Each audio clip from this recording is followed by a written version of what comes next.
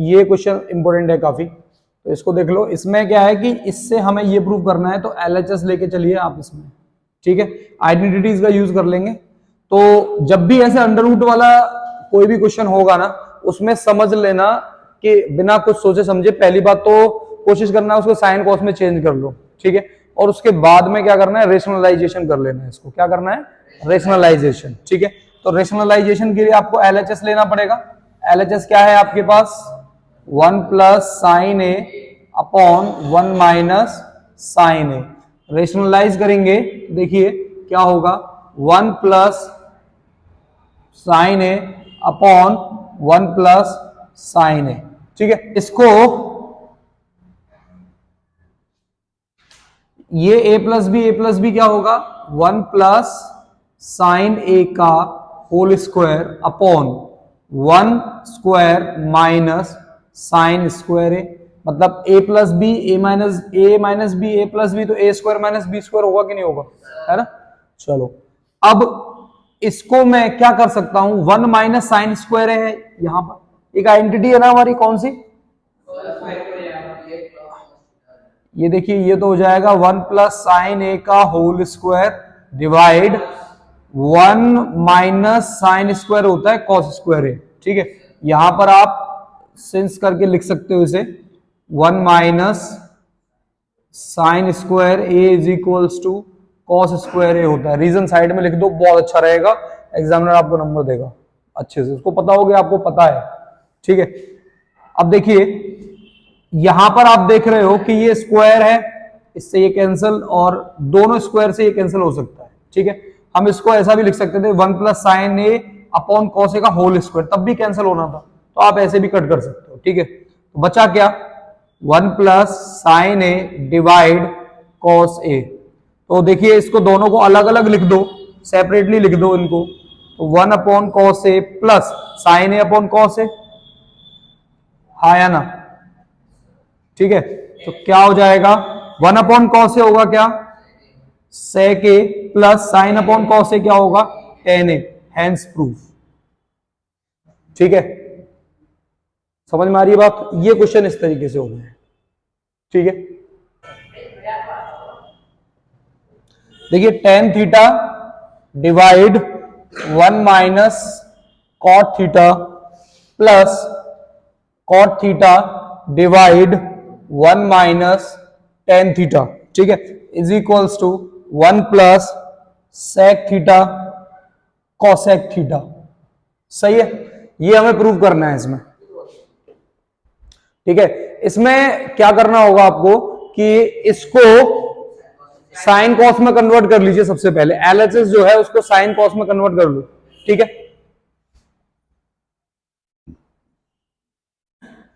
देखिए टेन को हम लोग क्या कर सकते हैं, sine theta upon cos theta whole divide 1 minus cot theta को क्या कर सकता हूं, cos theta upon sine theta plus cot theta को लिख सकता हूं cos theta upon sine theta divide 1 minus sine theta, tan को क्या कर सकता हूं, साइन अपॉन कॉस, ठीक है। ये हम लोगों ने इस तरीके से कर लिया, हाँ या ना, कर लिया।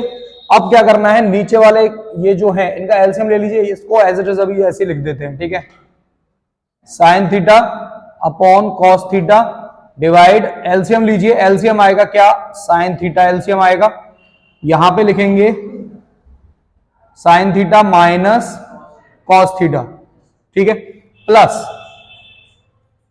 Cos theta upon sine theta whole divide, इसको इधर करते हैं, cos theta minus sine theta upon cos theta, ठीक है।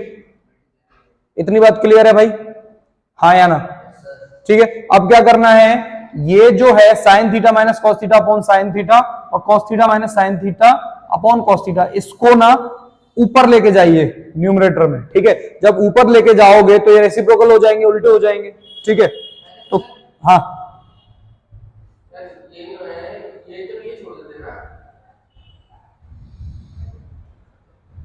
क्या,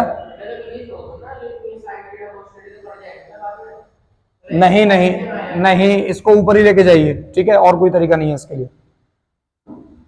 sine theta upon cos theta, इसको ऊपर लेके जाएंगे तो into sine theta divide sine theta minus cos theta, ठीक है, प्लस ये अच्छा क्वेश्चन है और आया हुआ क्वेश्चन है, ध्यान रखिएगा इस बात को, ठीक है, इतना भी इजी नहीं है।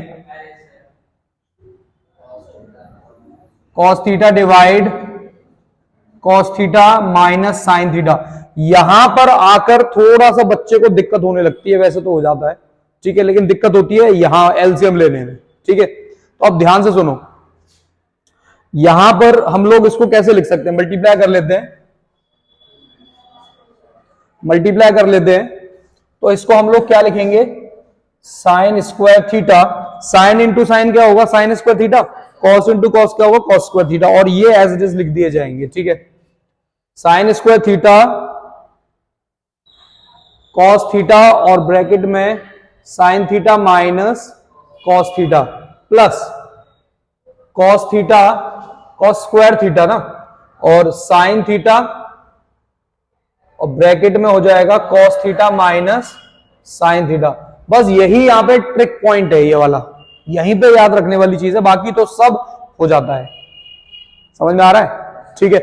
तो अब क्या करना है, यहां पर अगर हम एलसीएम लेने जाएंगे तो कॉस इंटू साइन तो ठीक है, लेकिन यहां पर ना ब्रैकेट जो है ना वो दोनों डिफरेंट है, मतलब sine theta minus cos theta, हाँ sine theta minus cos theta,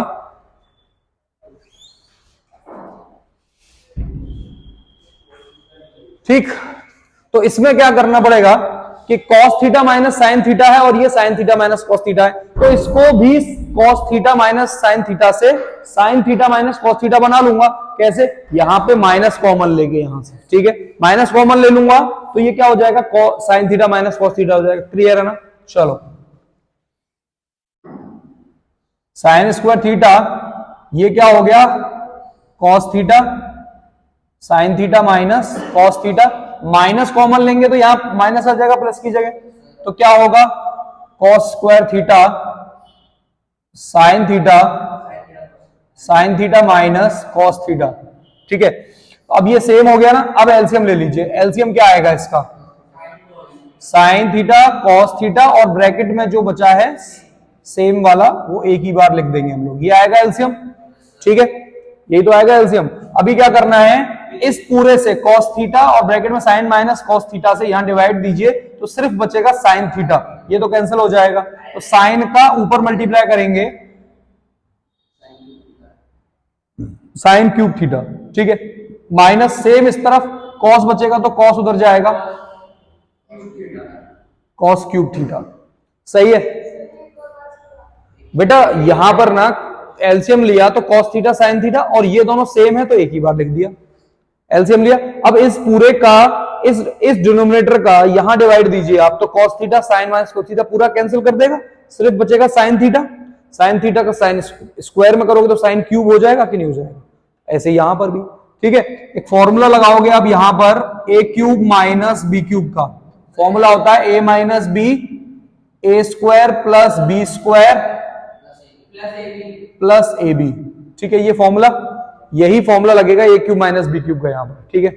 formula क्या है, ये हो जाएगा यहां पर sine theta minus cos theta ये ब्रैकेट, और इसमें sine square theta plus cos square theta plus sine theta cos theta whole divide sine theta cos theta sine theta minus cos theta, ठीक है, ये कैंसिल हो जाएगा इससे, ये सेम सही है ना। और देखिए ये क्या हो जाएगा, sine square plus cos square क्या हो जाएगा 1, तो मैं इसे क्या लिख सकता हूं 1 plus sine theta cos theta divide sine theta cos theta, ठीक है। देखिए भाई यहां तक दिख रहा है क्या, ठीक है, और नीचे तो नहीं लिख सकता मैं, ठीक है। अब यहां कर देता हूं इसको, ठीक है। देखिए इसको अब क्या करना है, सेपरेटली डिवाइड कर देना दोनों में, ठीक है, मतलब कि इस तरीके से 1 upon sine theta cos theta plus sine theta cos theta whole divide by sine theta cos theta, इससे ये कैंसल और ये 1/sin हो जाएगा कॉसेक थीटा, 1/cos हो जाएगा सेक थीटा और ये +1, ये हो गया is equals to RHS, simple खत्म। ठीक है, समझ में आई बात। चलिए अगला क्वेश्चन है हाइट एंड डिस्टेंस का क्वेश्चन है, ठीक है, जो कि बहुत ज्यादा आने के चांसेस हैं इस टाइप के क्वेश्चन के। क्वेश्चन है the angle of depression of the top and bottom of an 8 metre tall building. ठीक है, एक 8 मीटर टॉल बिल्डिंग है, वहां से एंगल ऑफ डिप्रेशन जो है बन रहा है किस पर, फ्रॉम द उस बिल्डिंग के टॉप एंड बॉटम पर। कहां से, एक मल्टी स्टोरेड बिल्डिंग है वहां से। ठीक है, उस बिल्डिंग के टॉप एंड बॉटम पे एंगल ऑफ डिप्रेशन बन रहा है कितना, 30 डिग्री एंड 45 डिग्री। ठीक है, find the height of the multi storeyed building and the distance between the two buildings. ठीक है, मतलब कि एक बिल्डिंग है हमारे पास, यहां बना देता हूं, यहां तो क्वेश्चन लगा दूंगा मैं। ठीक है, एक ये मल्टी स्टोरेज बिल्डिंग है भाई, ठीक है, और इसके सामने एक बिल्डिंग है, मल्टी स्टोरेज बिल्डिंग है तो भाई सीधी सी बात है बड़ी होगी, है ना, और कोई नॉर्मल बिल्डिंग छोटी होगी।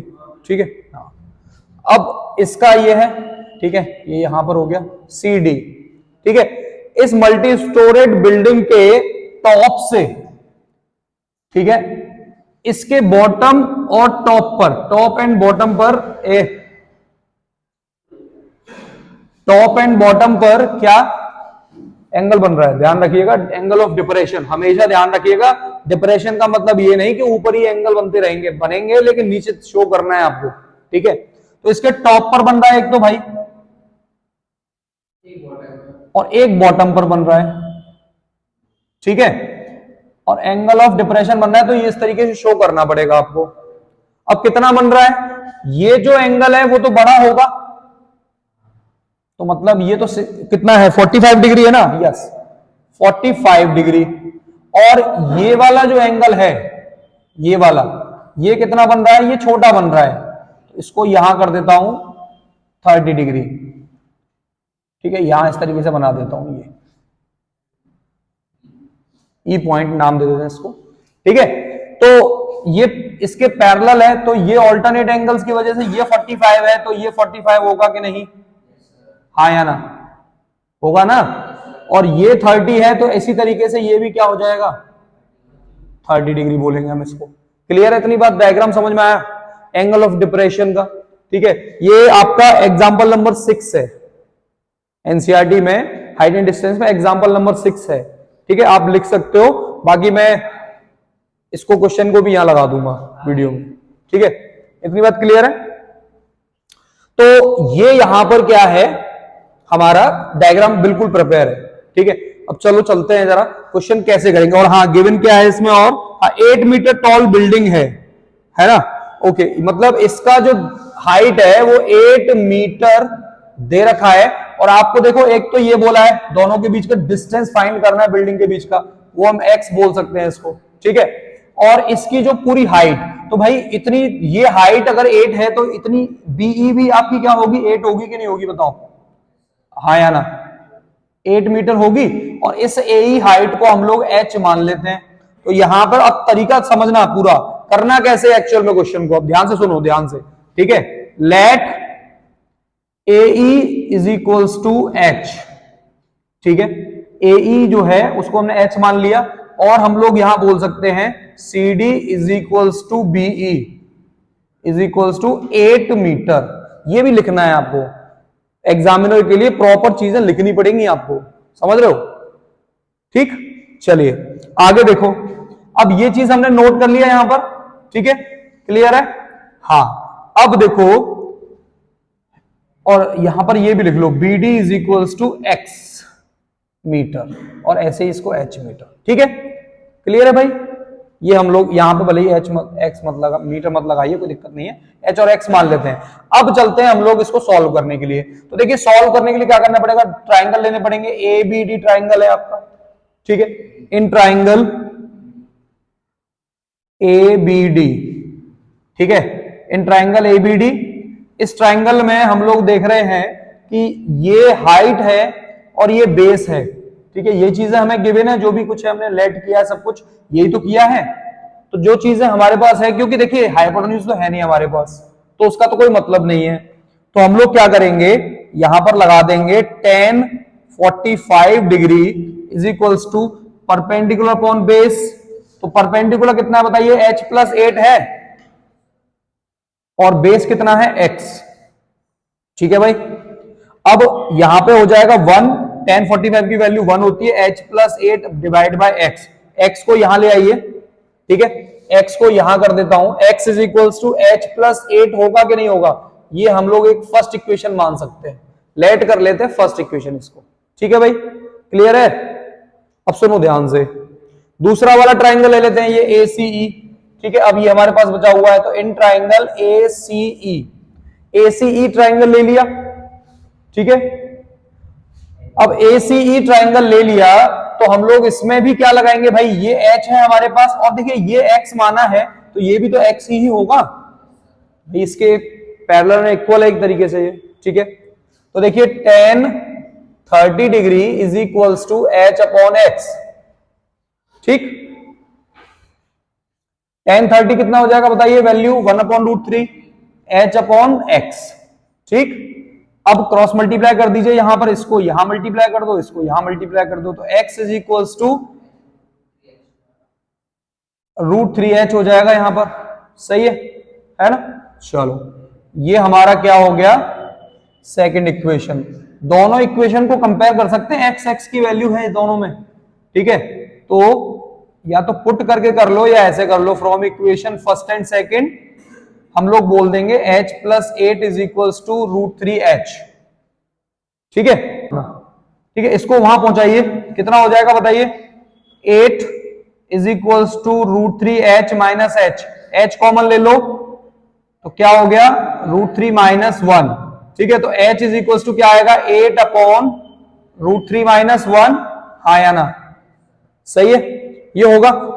अब ये जो नंबर है, रूट का नंबर रेशनल मतलब डिनोमिनेटर में है, तो रेशनल करना ही पड़ेगा, रेशनलाइजेशन कर लो, ठीक है। यहां कर देते हैं, h is equals to 8/√3 minus 1 multiply √3 plus 1, √3 plus 1, तो h इज इक्वल्स टू कितना हो गया, 8 √3 प्लस 1, और ये √3 3 माइनस 1, कितना हो जाएगा ये, 8 √3 प्लस 1 डिवाइड 2, 4 √3 प्लस 1 मीटर, ये तो आपकी हाइट आ गई भाई, ठीक है।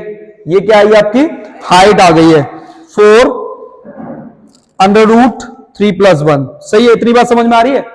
अब आपको क्या फाइंड करना है, एक्स भी फाइंड करना है, डिस्टेंस, ये दोनों बिल्डिंग्स के बीच का डिस्टेंस, वो हमने क्या माना हुआ एक्स, तो इसको ना उठाकर पुट कर दीजिए इसमें, तो x is equals to h+8 है ना, h कितना आया बताइए, 4√3 प्लस 1 प्लस 8। अब क्या करना है, 4 का अंदर मल्टीप्लाई कर दीजिए, 4√3 प्लस 4 प्लस 8, 8 और 4 कितना हो जाएगा बताओ, 12 हो जाएगा। 4 फिर से कॉमन ले लो, तो अंदर क्या रह जाएगा, 4√3 प्लस 3 मीटर, ये आपका फाइनल आंसर इस क्वेश्चन का, ठीक है भाई। इस टाइप का क्वेश्चन स्टैंडर्ड में आने के बहुत ज्यादा चांसेस हैं, ठीक है, स्टैंडर्ड में इस टाइप के क्वेश्चन आने के बहुत ज्यादा चांसेस हैं। एनसीईआरटी का क्वेश्चन नंबर 9, ठीक है, सर्कल चैप्टर का 10.2 क्वेश्चन नंबर 9, वेरी इंपॉर्टेंट, ये मैंने बताया भी था, बहुत इंपॉर्टेंट है ये क्वेश्चन, ठीक है। देखिएगा क्या है क्वेश्चन, इसमें दो पैरेलल लाइंस हैं, X Y and X dash Y dash, ठीक है, दो पैरेलल लाइंस हैं, मैं डायग्राम बना रहा हूं सबसे पहले, एक तो ये है, ये हमारी एक्स वाई है, ठीक है, और दूसरी हम लोग यहां बना लेते हैं,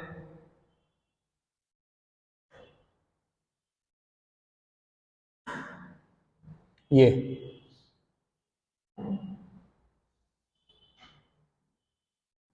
एक्स डैश वाई डैश, ठीक है। ये दोनों टेंजेंट भी हैं इस सर्कल के लिए और पैरेलल लाइंस भी हैं ये, ठीक है।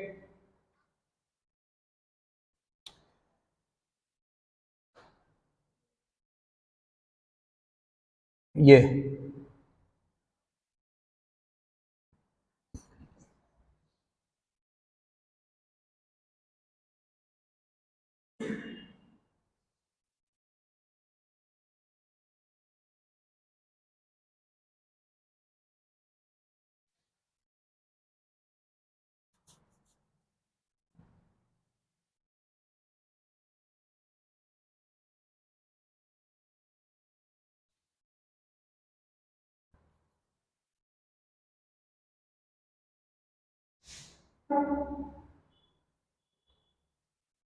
ठीक है, इसको भी ज्वाइन कर लेंगे, ज्वाइन ओसी, ये कंस्ट्रक्शन में डाल देंगे, ये है, ठीक है। इसमें हम लोगों को देखो गिवन क्या है वो लिख लेते हैं। गिवन है हमारे पास X Y parallel to X dash Y dash. Question को ध्यान से समझ लो, काफी इंपोर्टेंट क्वेश्चन है ये भी, ठीक है। एक्स डैश वाई डैश, और इसमें आपको गिवन है, बाकी एक सर्कल है, सर्कल विथ सेंटर ओ, ठीक है, और बस, ठीक है, बाकी ज्यादा कुछ गिवन नहीं है। तो to prove angle AOB is equals to 90 degree, आपको ये एंगल, ये वाला एंगल आपको 90 डिग्री प्रूव करना है भाई, ठीक है, ये वाला एंगल। क्लियर है इतनी बात, है ना। चलो आगे चलते हैं, कंस्ट्रक्शन जॉइन OC, ठीक है। अब सुनिएगा, प्रूव करते हैं इसको। इसमें ना प्रूव करने के लिए आपको क्या करना पड़ेगा कि ये दो ट्राइंगल लेने पड़ेंगे, POA और AOC, ये दोनों ट्राइंगल लेंगे और क्या करेंगे, इसको सिमिलर प्रूव करेंगे या कॉन्ग्रुएंट करेंगे, बताइए। सिमिलर करेंगे कि कॉन्ग्रुएंट करेंगे? सिमिलर करेंगे,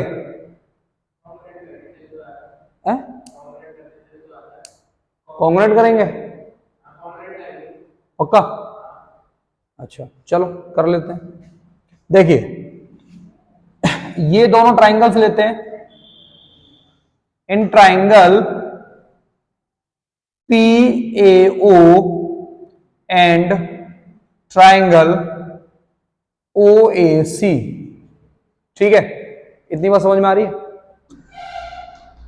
ये जो A पॉइंट दिख रहा है आपको, यहां से AC और AP दोनों टेंजेंट है, हाँ या ना? और हमने सर्कल चैप्टर में ये पढ़ा है, ये थ्योरम थी कि tangent from external points are equal, external point से दोनों टेंजेंट हमेशा इक्वल होती है। तो एक सर्कल में, ठीक है, तो देखिए इस पॉइंट से ये टेंजेंट और ये टेंजेंट निकल रही है ना, हाँ या ना? एक्सटर्नल पॉइंट कॉमन है, यही इसी से निकल रही है। तो देखिए ये वाली इसके इक्वल हो जाएगी, मतलब AP is equal to AC होगा कि नहीं, और OC भी एक रेडियस है और देखो OP भी एक रेडियस है, तो OC is equal to OP होगा कि नहीं, और सेम रेडिया है, और AO और OA जो है वो कॉमन है, तो OA कॉमन, तो आप देख रहे हो S से ये ट्राइंगल कॉन्ग्रुएंट हो जाएंगे कि नहीं हो जाएंगे, बताओ? नहीं, ठीक है, गुड, चलो देख लो।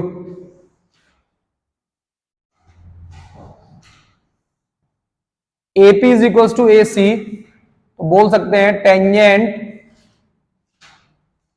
From an external point A, ठीक है। अच्छा ये हो गया। दूसरा OP is equals to OC, ये हमारा हो जाएगा क्या रीजन, यहां पर सेम रेडिया है, ठीक है। और थर्ड हमारा रीजन हो जाएगा OA is equals to OA common, ठीक है भाई, इतनी बात समझ में आ रही है। तो ये ट्राइंगल हमारे क्या हो जाएंगे, कॉन्ग्रेंट हो जाएंगे कि नहीं हो जाएंगे दोनों। Triangle PAO is congruent to triangle OAC by SSS से कॉन्ग्रेंट हो जाएंगे। ठीक है, आ रही बात समझ में, है ना।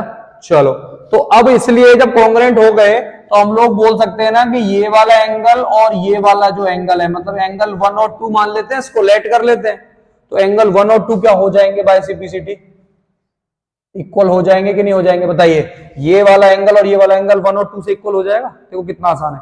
सिमिलरली अब मैं ये दोनों छोटे छोटे वाले ट्राइंगल्स ले लेता हूं, ये भी सिमिलरली सेम बिल्कुल बिल्कुल डिट्टो यही क्राइटेरिया रहेगा और ये कॉन्ग्रेंट हो जाएंगे। तो सिमिलरली कर दूंगा मैं इन दोनों को, और यहां पर एंगल 3 बना दूंगा और यहां पर एंगल 4 बना दूंगा। ठीक है, तो सिमिलरली, ज्यादा लंबा खींचने की जरूरत नहीं है। Similarly triangle OBC is congruent to triangle OBQ, ठीक है, SSS से, है ना, और angle 3 is equal to angle 4 by CPCT से इक्वल हो जाएंगे। क्लियर है इतनी बात, हाँ या ना। अब देखिए ये जो OPQ है ये एक लाइन है कि नहीं है, बताओ, अरे हाँ या ना। OPQ ये वाली एक लाइन है और इस पे देखिए ये चारों एंगल इसी लाइन पे बन रहे हैं पूरा, इस तरीके से देखिए, इस तरीके से बन रहा है ना। तो OPQ इज अ लाइन, ठीक है। So angle 1 plus angle 2 plus angle 3 plus angle 4 is equals to 180 degree. होगा कि नहीं होगा, बताइए। 180 डिग्री होगा, है ना। ओके, और हम लोग इसको ना यहां फर्स्ट इक्वेशन मान लेते हैं, इसको सेकंड इक्वेशन मान लेते हैं, ठीक है। जो हमने प्रूव किया है CPCT से उसको हम एंगल इक्वेशन 1 एंड 2 मान लेते हैं। तो हम लोग एंगल 1 की जगह पर, अब हम सुनो हमें एंगल कौन से चाहिए, आप ये देखो AOB जो हमें प्रूव करना था 90, उसमें कौन से एंगल कंटेन कर रहा है, 2 और 3 कर रहा है ना। तो इसका मतलब मुझे सब कुछ हटा देना है, सिर्फ 2 और 3 रखना है। तो एंगल 1 की जगह पे एंगल 2 रखो और एंगल 4 की जगह एंगल 3 रख दो। तो एंगल 1 की जगह 2 और एंगल 4 की जगह angle 3, 180 degree from equation first and second की वजह से। ठीक है, समझ में आ रही है बात।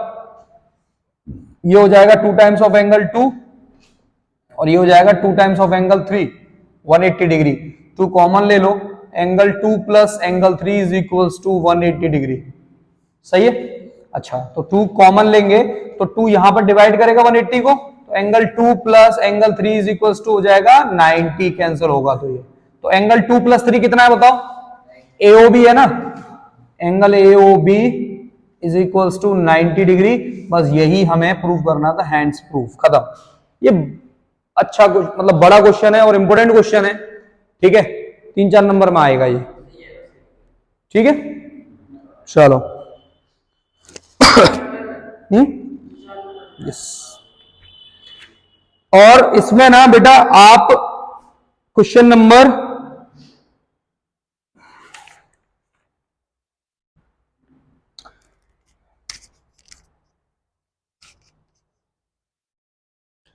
क्वेश्चन नंबर 5 से और 13 तक सारे कर लीजिए, मैं फिर बोल रहा हूं, और एग्जाम्पल 2 और 3 भी करने हैं, ठीक है।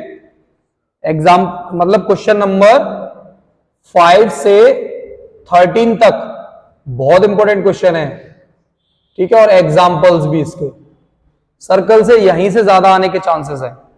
क्या है कि हम लोगों को, हमने ऐसा क्वेश्चन एनसीईआरटी में भी देखा है, ठीक है, ये हमें प्रूव करना है इससे ये। तो हम लोगों ने ऐसा क्वेश्चन एनसीईआरटी में देखा, लेकिन वहां पे कंडीशन क्या थी, वहां साइन कॉस में गिवन था, और यहां पे क्या है, ये ऑलरेडी इन्होंने इसमें कन्वर्ट करके दिया हुआ है और प्रूव हमें ये करना है, ठीक है। तो अब हम लोग क्या करेंगे कि इसको ट्राई करते हैं किस तरीके से, जैसे हमने एनसीईआरटी वाला किया था, यहां पर आइडेंटिटी लगाते हैं ऊपर, ठीक है, 1 की जगह पर, 1 की जगह पर आइडेंटिटी लगा के यहां पर ट्राई करते हैं। तो देखिए जरा, LHS ले लेते हैं, तो cot theta plus cosec theta. अब 1 की जगह पर मैं ये लिख सकता हूं ना, cosec square theta minus cot square theta, हाँ या ना, 1 की जगह पर। क्योंकि 1 होता है ना, वो cos x square theta minus cot square theta क्या होता है, 1 होता है आइडेंटिटी के अकॉर्डिंग। तो ये लिख सकता हूं ना मैं, उसकी जगह 1 की जगह प्लेस कर सकता हूं इसको। नीचे क्या है, cot theta minus cosec theta plus 1, ठीक है। अब देखिए ध्यान से, cot theta plus cosec theta minus, अब यहां पर क्या है, ये इसको हम लोग a square minus B square की तरीके से ब्रेक कर सकते हैं ना। cosec theta plus cot theta एक ब्रैकेट में, cosec theta minus cot theta second bracket में, ठीक है भाई, इतनी बात क्लियर है। चलो, upon cot theta minus cosec theta plus 1, सही है इतनी बात, हाँ या ना। अब यहां से एक तो ये रहा ब्रैकेट, यहां से दोनों में से कॉमन क्या आ सकता है बताओ, प्लस वाली कंडीशन आएगी ना, है ना, तो कर लो प्लस वाली कंडीशन को कॉमन। तो देखिए प्लस वाली कंडीशन आ गई, तो यहां पर हम लोग बोल सकते हैं कि cot theta plus cosec theta, एक ब्रैकेट में अंदर क्या रह जाएगा, यहां तो 1 हो गया, 1 minus cosec theta minus cot theta, यही तो बच रहा था अंदर, upon cot theta minus cosec theta plus 1, ये एज इट इज लिखा हुआ है नीचे। अब क्या करना है, माइनस का अंदर मल्टीप्लाई कर दीजिए, अंदर मल्टीप्लाई करोगे तो क्या आएगा, ये तो ब्रैकेट एज इट इज रहेगा, आगे वाला ये एज इट इज है, अंदर क्या होगा 1 माइनस cosec थीटा माइनस का हो जाएगा और ये प्लस का cot थीटा हो जाएगा, ठीक है, upon cot theta minus cosec theta plus 1, यही तो है नीचे। और अब देखो दोनों चीजें सेम है ना, ये यहां भी माइनस cosec है प्लस cot है, देखो, और प्लस 1 है प्लस 1 है, कैंसिल, बचा क्या, ये बच रहा है, ठीक है। इनको ना साइन कॉस में हमसे पूछा है, तो साइन कॉस में ब्रेक कर लो इसको, ये क्या हो जाएगा cos theta upon sine theta plus 1 upon sine theta, ठीक है, सही है। एलसीएम ले लो, साइन थीटा एलसीएम आएगा, ऊपर क्या रह जाएगा, जो हमें चाहिए था वही, हैंड्स प्रूफ। आई बात समझ में, क्लियर है ना। चलो, ये अब मिसिंग फ्रीक्वेंसी का क्वेश्चन है, मीन इसमें है हमारा, ठीक है, और मिसिंग फ्रीक्वेंसी में हमें F1 एंड F2 यहां पर फाइंड करना है, ठीक है। चलिए देखो, अब यहां पर आप देख रहे हो कि ये जो फ्रीक्वेंसीज है ना बहुत ज्यादा बड़ी तो नहीं है, तो हम लोग सीधे डायरेक्ट मेथड से भी कर लेंगे इसको, ठीक है। तो हम लोग को सबसे पहले क्या करना है, यहां पर xi निकालना है, क्या निकालना है, xi, ठीक है, क्लास मार्क जिसे हम लोग बोलते हैं। तो देखो क्या होगा क्लास मार्क, 10, बताओ, 30, 50, 70, 90, यही तो होगा, है ना। अब FI निकाल देंगे,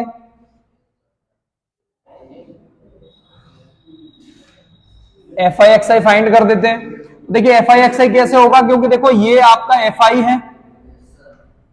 है ना, इन दोनों को मल्टीप्लाई मतलब इन दोनों टेबल्स का मल्टीप्लाई करना है, 17 इंटू 10 170, ये हो जाएगा 30 F1, ये कितना हो जाएगा 5 to the 10, 5 to 15 और 1 16, 1600, ये कितना हो जाएगा 17 F2, ठीक है, और ये कितना हो जाएगा 170, 1710, ठीक है, 9 9 81, 9 और 1 8 17, 1710, ठीक है, इतनी बात क्लियर है। उसके बाद इस सम ऑफ FI निकाल दीजिए, मतलब इन सब का सम निकाल देना है हमें यहां पर, ठीक है। तो इन सब का सम करेंगे, तो पहले जो F1 और F2 वाले ना उनको सम नहीं करना है, किसको सम करना है, ये और ये, विदाउट F1 F2 वालों को सम कर लेना, प्लस कर लेना एक साथ, कितना आ रहा है 0 1 3310 आ रहा है ये, और प्लस 170, 3310 प्लस 170, 074, ये आ रहा है 3470 प्लस F1, ये रहा 30 F1 प्लस 70 F2, क्लियर है इतनी बात, ठीक है,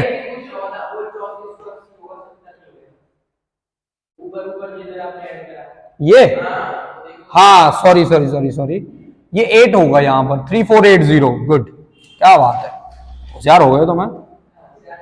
ठीक है, और इसमें दोनों मिसिंग फ्रीक्वेंसी वालों में देखो क्या करना पड़ेगा आपको, ये जो एफ आई है ना इसका भी सम करिए आप और इज इक्वल्स टू इसके रखिए, क्योंकि इन सबका ना टोटल आपको 120 ध्यान रखना। अब 120 का ये मत समझना इनको प्लस कर लिया, F1 F2 छोड़ दिए, नहीं, आपको एक्चुअल में इन्होंने इनका भी कुछ तो नंबर होगा ना F1 F2 की जगह, उनका भी है बता के टोटल दिया है कि इसको सबको मिला के ये 120 ये गिवन है, यहां पे गिवन था, उसमें क्वेश्चन में गिवन होगा फ्रीक्वेंसी के नीचे टोटल करके हमेशा दोनों वाले में। ठीक है, तो देखिए इनको प्लस करेंगे तो कितना हो रहा है बताइए 9 2 11 और 7 18, ठीक है, और 2 5 6 68 प्लस F1 प्लस F2, देखो इनको प्लस करके तो ये आ रहा है इज इक्वल टू किसके है, ये 120 के इक्वल है ना, तो 120 यहां लिख दो। तो देखो F1 प्लस F2, 68 को उधर ले जाइए 120 से माइनस करने के लिए, ये तो देखिए F1 plus F2 is equal to कितना हो जाएगा 2 और 5, ये हमारी फर्स्ट इक्वेशन आ गई। तो भाई मतलब आपको ना हमेशा इसमें ये करना ही पड़ेगा जब भी डबल मिसिंग फ्रीक्वेंसी वाला होगा। ठीक है भाई, समझ रहा है भाई? हाँ, अब क्या करना है, एक तो इक्वेशन ये रही है ना, एक हमारी ये रही, चलो ये हमारा क्या आ गया, सम ऑफ एफ आई आया ना, ये एक्चुअल में ये क्या आया हमारा बताओ, सम ऑफ एफ आई आया है, ठीक है। तो चलो ऐसा सम ऑफ एफ आई तो हमें गिवन है, बाद में यूज कर लेंगे इसको। हाँ चलिए डायरेक्ट मेथड का यूज करते हैं, sum mean is equals to sum of F I X I, sum of F I, sum of F I आपको एक्चुअल वैल्यूज में न्यूमेरिकल वैल्यू में पूरा 120 गिवन है, ये इक्वेशन यहां से बन गई है, ये दूसरी निकालने के लिए मिसिंग फ्रीक्वेंसी को निकालने के लिए काम आएगी। तो देखो ये कितना है, ये रहा सम ऑफ एफ आई एक्स आई, तो ये रहा 3480 plus 30 F1 plus 70 F2 divide 120, और मीन कितना है भाई 50 है ना, 50 रखा है आपको, इसको यहां मल्टीप्लाई कर दो 120 को, कितना होगा, हाँ 60 होता है ना, 12 5 60 और 6000 आ जाएगा, 3480 प्लस 30 F1 प्लस 70 F2, इसको यहां माइनस करो कितना आ रहा है, मैं इसको 6000 में से 3480 को माइनस करूंगा, कितना आएगा बताओ जल्दी से, 0 2 5 2 2520, ओके 30 F1 प्लस 70 F2, ठीक है सही है। एक जीरो से ये कैंसिल कर दो जीरोस, कितना बचा 252 is equals to 3 F1 plus 7 F2, ये हमारी सेकंड इक्वेशन हो गई कि नहीं हो गई बताइए, ये फर्स्ट इक्वेशन थी, ठीक है। अरे आप अगर इसमें से 10 कॉमन ले लोगे, 10 कॉमन ले सकते हो ना यहां से, 10 3 30 10 7 70, तो 10 बाहर आएगा, एक जीरो से एक जीरो नहीं कैंसिल कर दोगे यहां पर, 10 कॉमन ले, तो मैंने डायरेक्टली कर दिया है, ठीक है समझ रहे हो।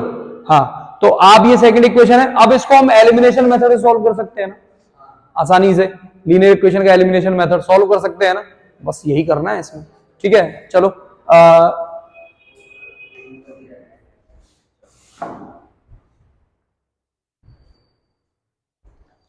ठीक है, ये रफ कर देता हूं फिर सॉल्व कर लेते हैं।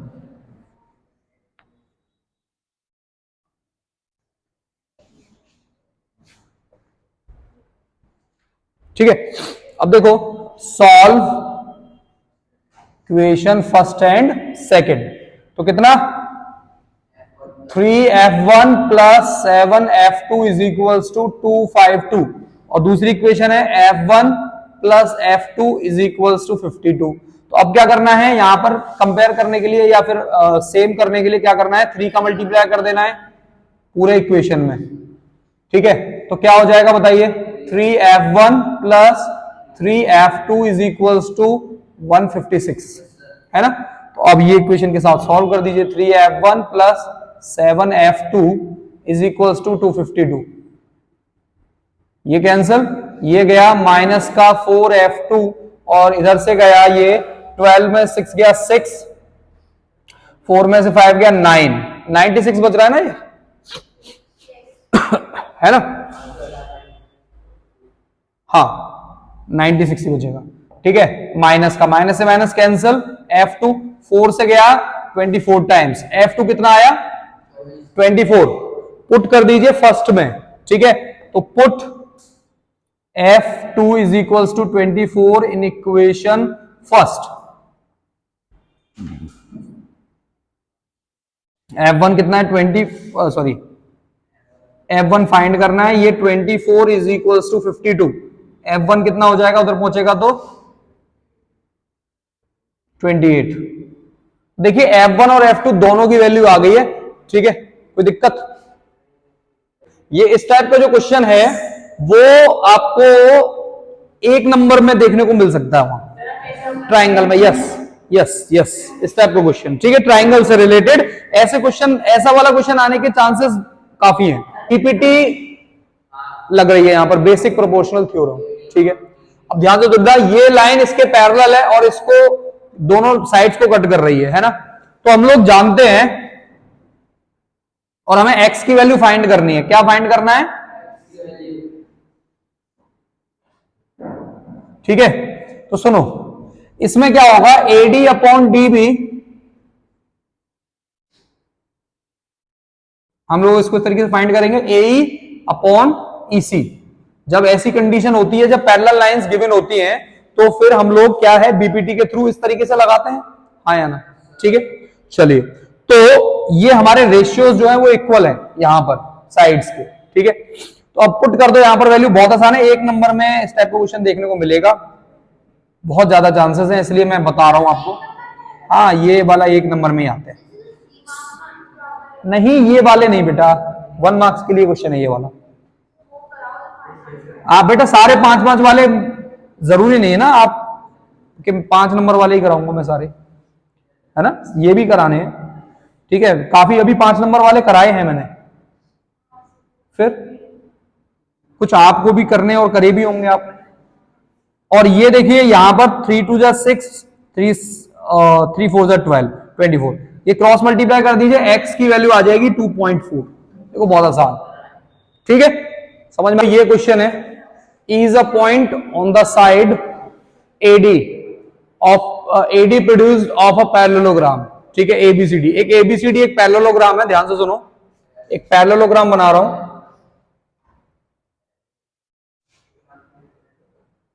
ठीक है, ये एक पैरेललोग्राम है और ABCD,